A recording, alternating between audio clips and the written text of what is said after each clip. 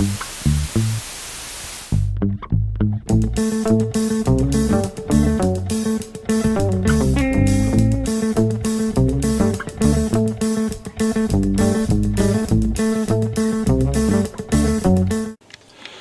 fermiers, amis fermières, bonjour, bienvenue à la ferme, bienvenue sur Cocotte TV. Aujourd'hui je vous présente une souris emblématique de Razer, la Descender.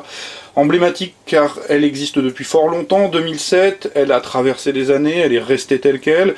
Emblématique tout simplement parce que je pense que lorsque j'étais gamin dans les premières LAN, elle faisait tout simplement rêver. Qui n'a pas voulu avoir la Descender à l'époque? C'était une des premières souris de jeu, donc elle a quand même la légitimité du temps qui passe.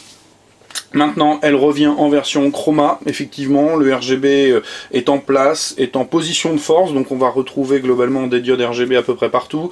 Donc aujourd'hui, je vous présente la Descender, je vous présenterai ultérieurement le clavier Black Widow, avec des évolutions plus importantes, ça c'est évident, dont je reparlerai. Donc pour le coup, on a une souris qui est présentée dans un packaging noir, tout ce qui est de plus sobre, petite boîte, chroma de toutes les couleurs, avec la traditionnelle caution du vrai PGM qui nous mettrait une raclée en 2-4-6 si on jouait contre lui, quelques indications techniques, idem au dos, et 2-3 réclames sur le côté. Je pousse le packaging.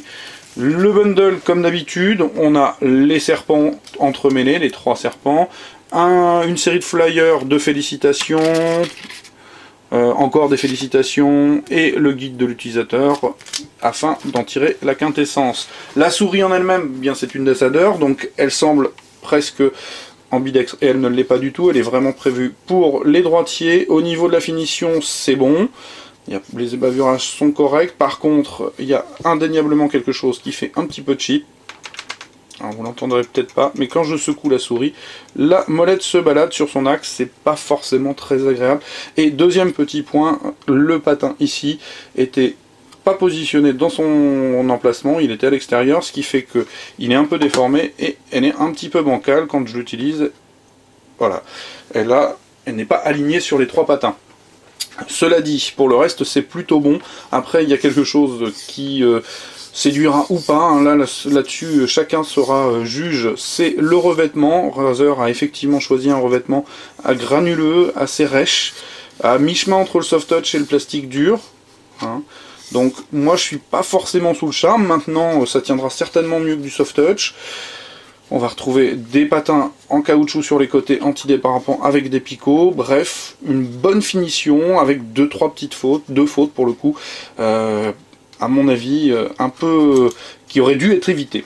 Sinon, la souris est donc relativement plate avec une courbure très légère sur l'arrière. En remontant, on va trouver les 3 serpents entremêlés avec la diode qui est en mode cycle, donc qui alterne les couleurs en fonction de ses envies, une séparation, une molette dont l'écran sont marqués, mais comme je le disais, elle se balade un peu, donc elle fait un peu caoutchouteuse, c'est dommage. Les clics, pas de souci. 2 boutons du côté du pouce avec le pavé antidérapant, la partie droite et tout ce qui est de plus sobre avec juste ce pavé antidérapant à picot. En dessous, les 3 patins, comme je le disais, patins de petite taille au regard de la souris, par contre elle n'est pas lourde, ça devrait normalement suffire. Le capteur au centre, comme d'habitude. Le capteur est un 4ème génération optique. Alors là, on a une bête de course puisqu'il atteint 10 000 dpi, 50 G d'accélération, 200 images secondes, enfin bref, c'est une Formule 1 avec laquelle je ne saurais jouer au-delà de 2000, donc bon, est-ce que c'est absolument nécessaire? Ça c'est la course marketing qui le dira. En ce qui me concerne, je vous dis non. Pour le reste, on a donc une souris plutôt axée FPS, en témoigne le peu de boutons. La prise en main est tout à fait agréable, elle est plutôt, je dirais, claw grip que véritablement finger, avec petite proportion pour le palm grip. Au niveau de la technique, elle embarque donc, je vous l'ai dit, un capteur optique à 10 000 dpi, elle embarque des switch home run, ce qui fait qu'aujourd'hui, et cela s'appelle les hyper réponses chez Razer. Que vous dire d'autre? Je vais regarder mes petites notes.